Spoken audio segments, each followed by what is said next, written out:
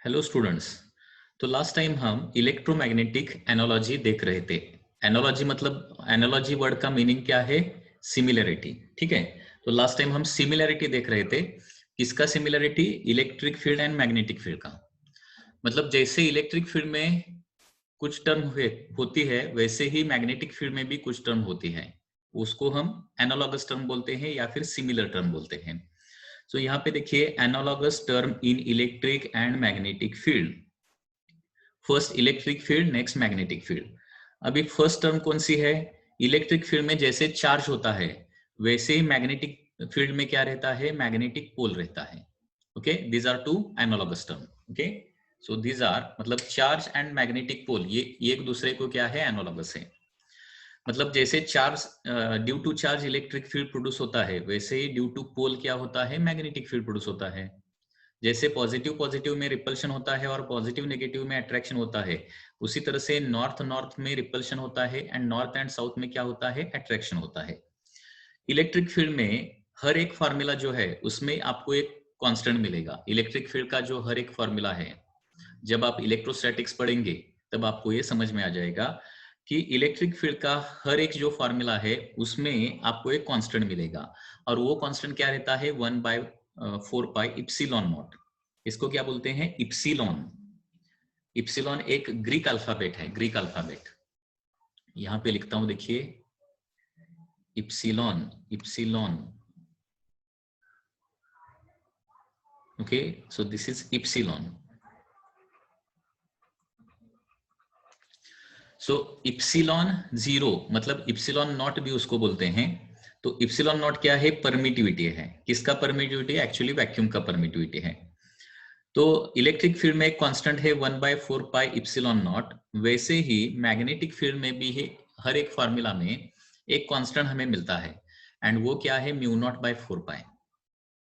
म्हणजे मतलब यहाँ पे क्या होता है? देखिए, 4 पाई सिमिलर है, तो 1/ε0 is similar to μ0। Okay, 1/ε0 is similar to क्या है? यहाँ पे μ0 है। और μ0, म्यू, ये जो लेटर है इसको क्या बोलते हैं? This is also Greek alphabet. इसको यू मतलब म्यू बोलते हैं, म्यू।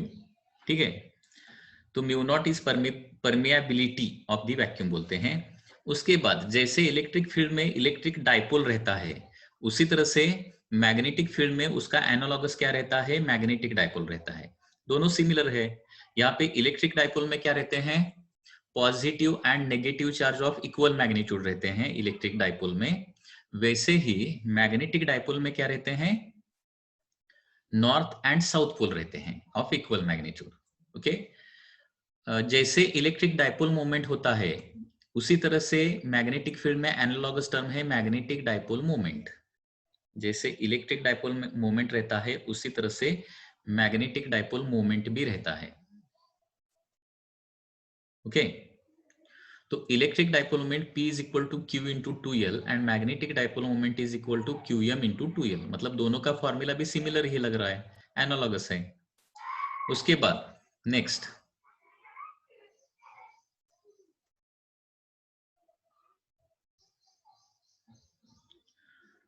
उसके बाद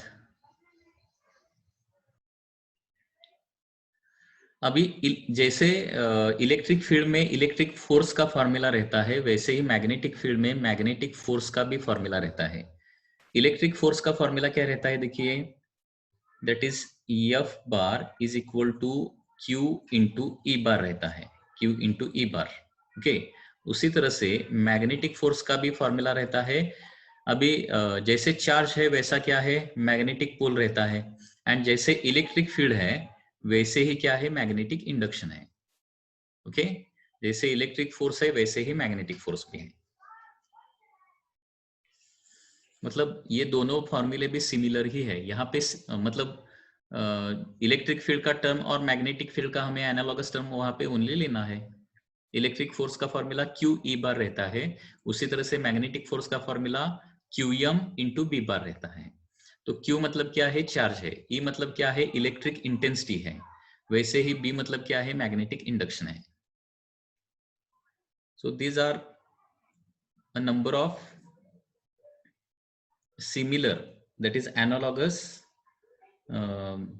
terms, analogous physical quantities in electric and magnetic field. Next देखिए, फोर्स के बाद है potential energy of dipole. Potential energy of dipole. Potential energy of the dipole. अभी जो इलेक्ट्रिक डाइपोल रहता है उसका पोटेंशियल एनर्जी क्या रहता है? Potential energy is denoted by letter U, that is minus P bar dot E bar रहता है. Okay, minus P bar dot E bar रहता है. इसको बोलते हैं potential energy of electric dipole. उसी तरह से पोटेंशियल एनर्जी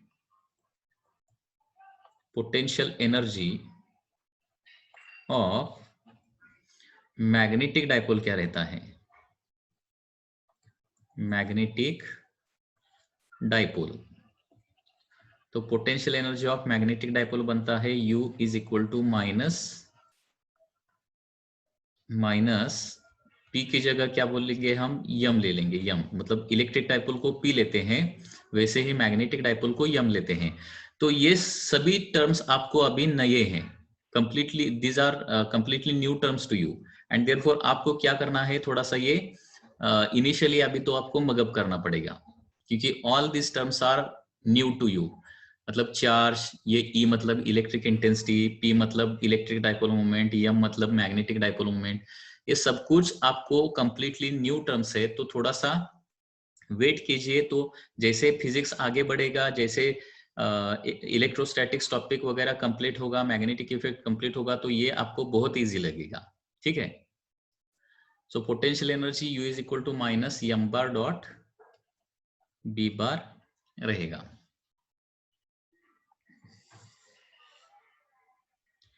और ऐसा नहीं है कि इसको कुछ एक्सेप्शन है, इसको कुछ भी एक्सेप्शन नहीं है. आप किधर भी जाओ, आपको ये फिजिक्स है तो यहाँ पे ये जो टर्म्स है वो पढ़ना ही पड़ेगा. ठीक है. तो अगर कोई भी, हमेशा ध्यान में रखिए, लाइफ में कोई भी प्रॉब्लम अगर आता है तो प्रॉब्लम को स्किप मत कीजिए. ओके, उसको हमेशा फेस कीजिए. प्रॉब्लम को फेस करने पर ही आपको उसका सोल्यूशन मिल जाता है. ओके, और प्रॉब्लम मतलब निकल जाता है. अगर उसको स्किप करना चाहोगे तो हर बार वो प्रॉब्लम आपके सामने आके रुकेगा. So that is the thing you remember always. Okay, तो लाइफ में आपको पेशेंस होना जरूरी है, हार्डवर्क होना जरूरी है, और प्रॉब्लम को फेस करने की आपकी एटीट्यूड हमेशा होनी चाहिए. Okay, this is the I think the main important topic of the life.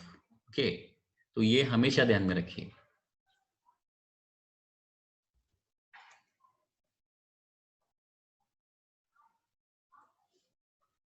Next,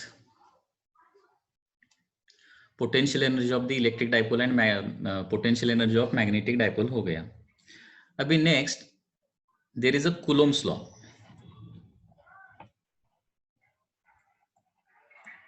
कूलोम्स law electrostatics में क्या है? कूलोम्स लॉ है. कूलोम्स लॉ किस लिए है? अभी Coulomb's law is used to give the force between the two charges. Okay, मतलब दो चार्जेस अगर Q1 एंड Q2 है तो उनमें फोर्स कितना रहेगा? That is given by the Coulomb's law. तो इलेक्ट्रोस्टैटिक्स में या फिर इलेक्ट्रिक फील्ड में कूलोम्स लॉ किस तरह से? देखिए, Coulomb's law, the force given by the force between two charges is given by this formula. F is equal to 1 by 4 pi epsilon naught into Q1 Q2 divided by R square. So this is the formula for the force. Similarly, ये Coulomb's law of electrostatic है, वैसे ही Coulomb's law of magnetism भी है. And according to that, okay, similar formula क्या आता है? देखिए, 1 by 4 pi epsilon not की जगह क्या आ जाएगा? म्यू नॉट बाय 4 पाई आ जाएगा, एनालॉगस टर्म. उसके बाद Q1 Q2 चार्जेस है, तो चार्जेस की जगह यहाँ पे क्या आ जाएगा? मैग्नेटिक पोल आ जाएगा, QM1 into QM2 divided by distance square. Okay, मतलब सिमिलर फॉर्मूला आता है. इसको बोलते हैं Coulomb's law of magnetism. This is called as Coulomb's law of magnetism. Okay.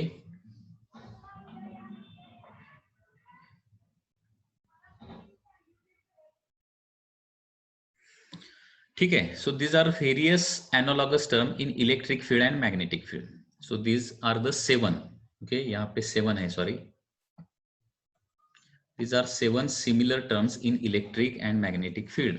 इसमें अभी कुछ डाउट है क्या, बोलिए. Tell me your doubts related to this. इसमें कुछ डाउट है क्या? अगर कोई कंसेप्ट समझ में नहीं आता है तो आपको क्या करना है, वो जो वीडियो रहेगा, रिकॉर्डेड वीडियो, वो रिपीटेडली आपको देखना है. देखिए, हमेशा अभी 10th स्टैंडर्ड कंप्लीट करके आप 11th स्टैंडर्ड में आए हैं, तो क्या होता है जनरली फर्स्ट टाइम जब आप पढ़ते हैं तो आपको 50% ही समझ में आता है. हमेशा ध्यान में रखिए. ओके, फिजिक्स सब्जेक्ट तो ऐसा ही है, मतलब फर्स्ट टाइम आप जब पढ़ेंगे तो आपको 50% समझ में आ जाएगा. सेकंड टाइम आप जब पढ़ेंगे, रिवीजन उसका करेंगे, थर्ड टाइम रिवीजन करेंगे, फोर्थ टाइम रिवीजन करेंगे, तभी आपको वो 100% आ सकता है. तो अगर आपको 50% समझ में आ रहा है तो आप राइट ट्रैक पर हो. ठीक है, ऐसा मत समझो कि मुझे थोड़ा सा समझ में आ रहा है, थोड़ा सा नहीं समझ में आ रहा है, मतलब मुझे ये मतलब ये मैं कर पाऊंगा कि नहीं कर पाऊंगा. तो थोड़ा सा पेशेंस रखिए, keep your patience. Okay, do your efforts, hard work कीजिए, रिपीटेडली वो रिकॉर्डेड वीडियो देख लीजिए, तो आपको कंप्लीट समझ में आ जाएगा.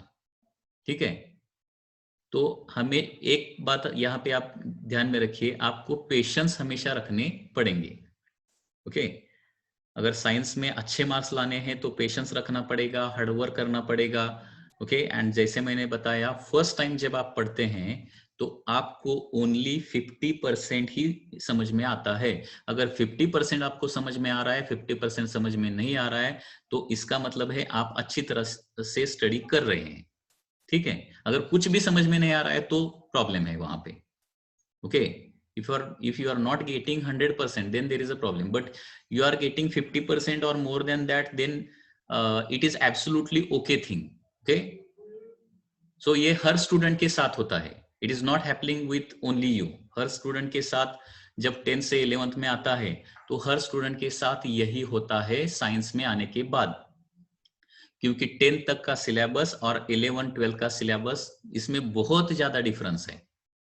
ओके, और धीरे धीरे जैसे टाइम आगे बढ़ता जाएगा, जैसे आप स्टडी करते जाएंगे, वैसे वैसे क्या हो जाएगा, आपके लिए ये इजी इजी इजी थोड़ा हो जाएगा. तो मतलब क्या है इसका, आपको थोड़ी देर पेशेंस रखना पड़ेगा. ओके, ऐसा कोई भी चीज नहीं है कि जस्ट मैं अभी चालू किया और मुझे 100% अभी आ गया, या फिर मुझे अभी आना चाहिए, 100% मुझे अभी समझ में आना चाहिए. ऐसा कभी नहीं होता है. तो आपको पेशेंस रखना पड़ेगा. और जो स्टूडेंट इस तरह से पेशेंस रखते हैं, हार्डवर्क करते हैं, रिपीटेशन करते हैं, रिवीजन करते हैं, उनको डेफिनेटली सक्सेस मिलता है, डेफिनेटली सक्सेस मिलता है. ठीक है, तो ये चीजें थोड़ा सा ध्यान में रखिए. These are very important things you should remember. क्योंकि जनरली क्या होता है, कभी कभी स्टूडेंट को ये गाइडेंस नहीं मिलता है. ओके, उनको लगता है मुझे थोड़ा सा समझ में आ रहा है, बाकी कुछ समझ में नहीं आ रहा है, तो मतलब इस यहाँ पे कुछ प्रॉब्लम है, मैं करूँ कि नहीं करूँ. डिस्करेज हो जाते हैं स्टूडेंट कई बार. तो once again I am telling, थोड़ा पेशेंस रखिए, everything will be okay. Okay, afterwards.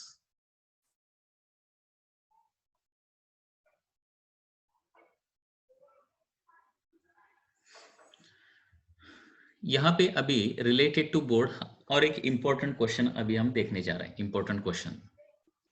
Okay, question क्या है देखिए. by using analogous terms, obtain expressions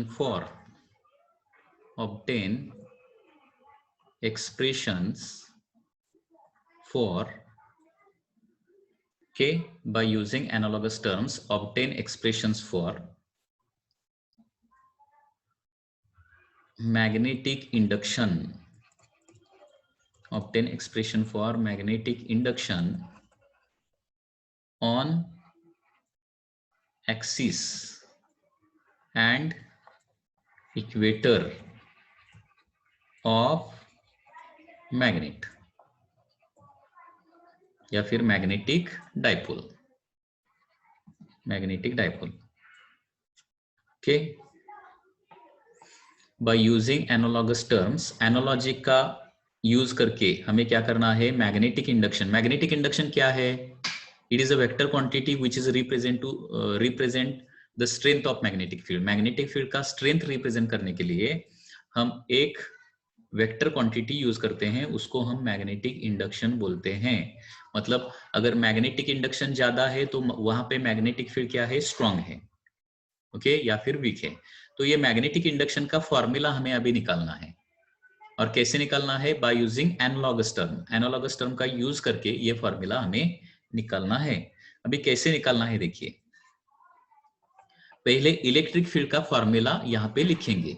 ये फॉर्मूला अब तक आपको नहीं हुआ है, अभी तो ये आपको ओनली ध्यान में ही रखना पड़ेगा। इलेक्ट्रोस्टैटिक्स में, इलेक्ट्रोस्टैटिक्स नाम का जो टॉपिक है उसमें इसका डेरिवेशन अवेलेबल है।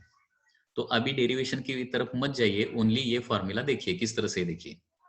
देखिए electric intensity, electric intensity on axis of electric dipole is given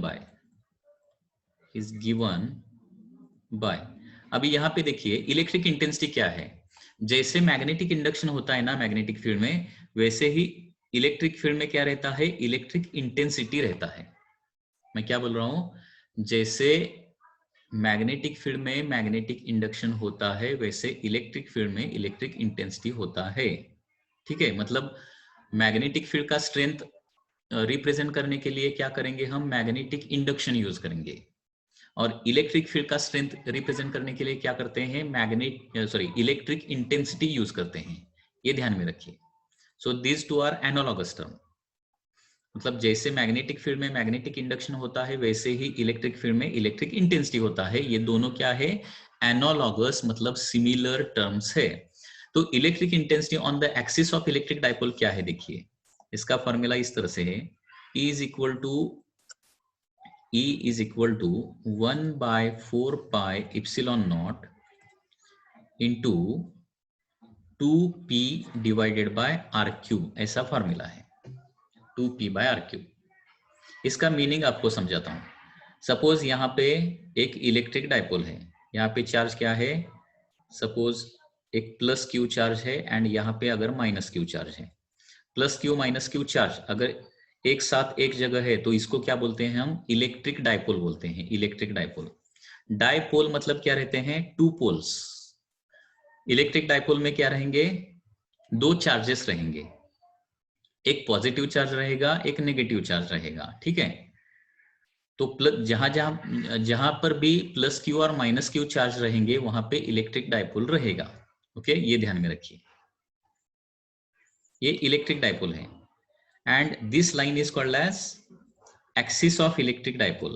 मतलब प्लस क्यू और माइनस क्यू चार्ज में से पास होने वाली जो लाइन है उसको क्या बोलते हैं, हम एक्सिस बोलते हैं, axis of the electric dipole. ठीक है, अभी एक्सिस पर सपोज एक पॉइंट P है।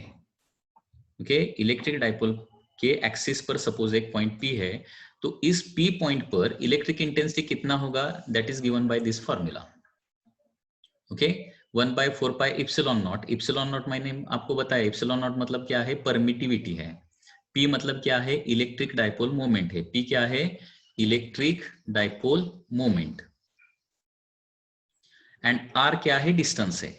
कहां का डिस्टेंस है ये, from centre of the electric dipole. Electric dipole के सेंटर से P पॉइंट का डिस्टेंस सपोज R है, तो यहाँ पे P पॉइंट पे इलेक्ट्रिक फील्ड कितना रहेगा या फिर इलेक्ट्रिक इंटेंसिटी कितना रहेगा, इसका ये फॉर्मूला है। ओके, समझ में आ रहा है क्या, देखिए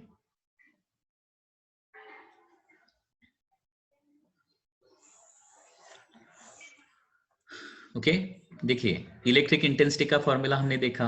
अभी इसको सिमिलर टर्म यहाँ पे डालूंगा इसी फॉर्मूले में, और क्या मिलेगा हमें, मैग्नेटिक इंडक्शन का फॉर्मूला मिलेगा। सो देयरफॉर अभी क्या करूंगा देखिए, देयरफॉर magnetic induction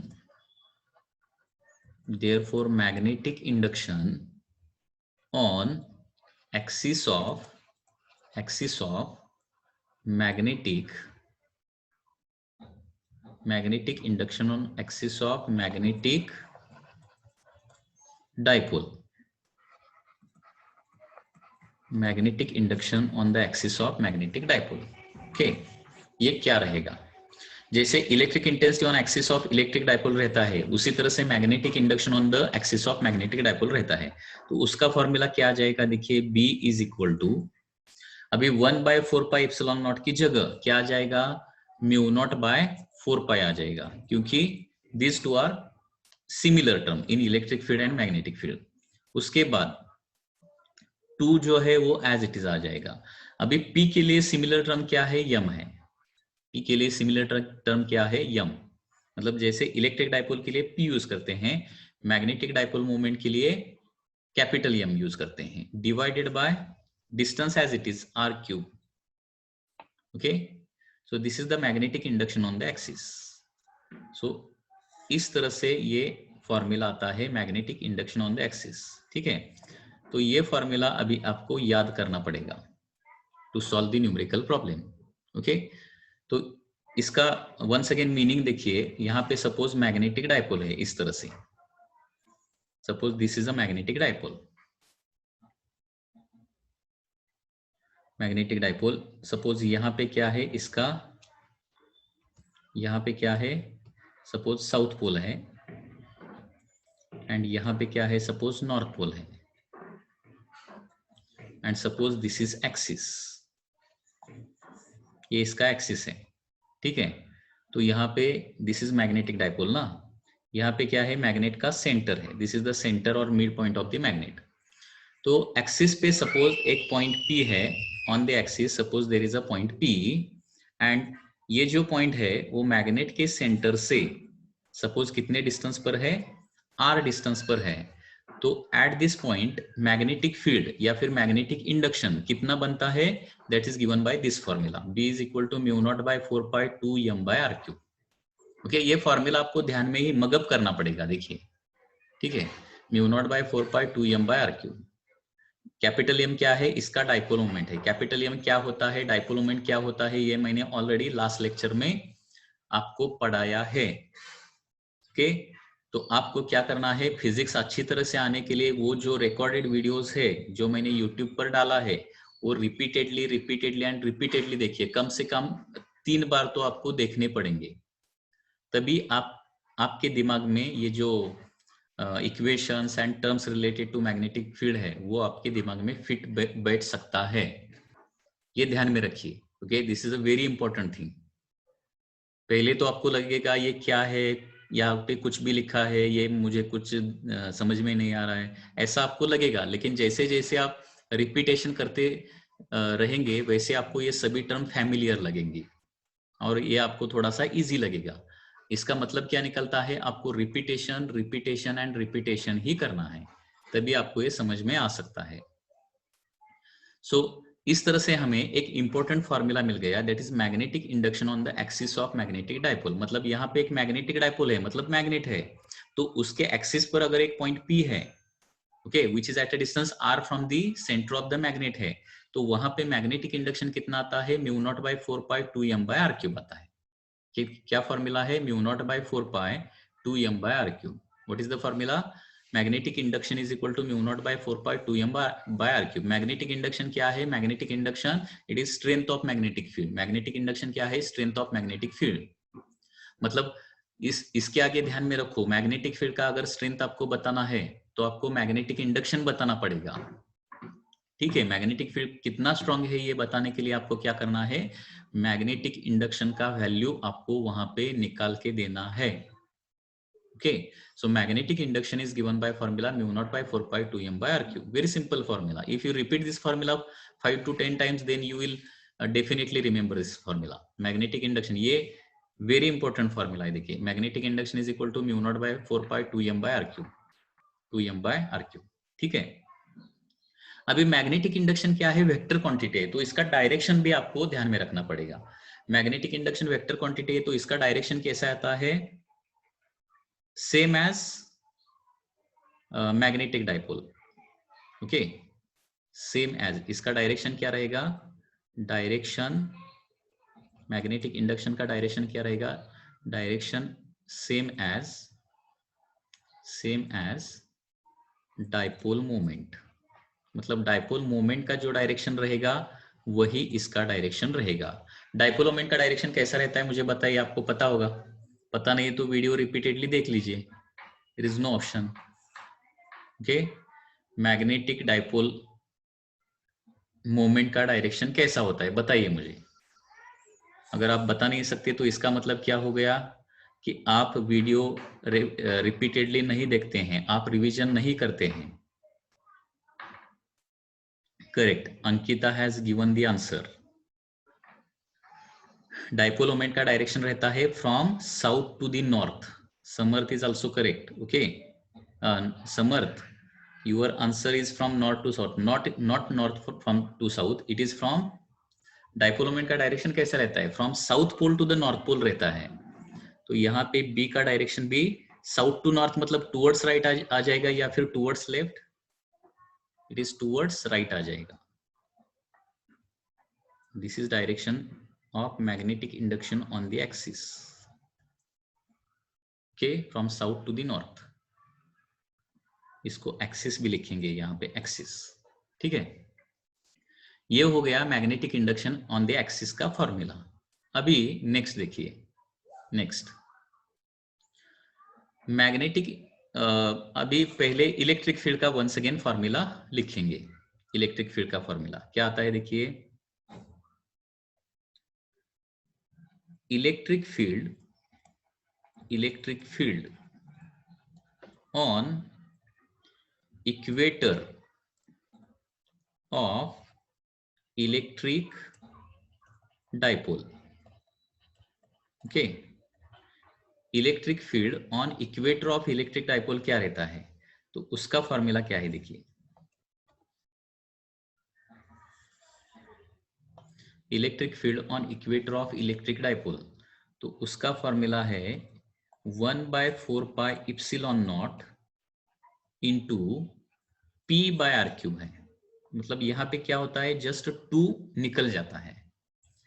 ओके, ये फॉर्मूला किस तरह से आता है, इसका डेरिवेशन मैंने पहले ही आपको बताया, इलेक्ट्रोस्टैटिक्स नाम का जो टॉपिक है उसमें उस टॉपिक में आपको इसका डेरिवेशन आपको बताऊंगा।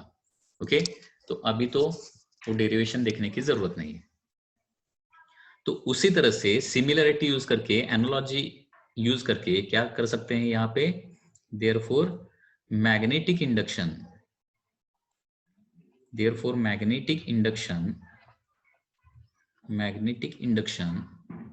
On equator of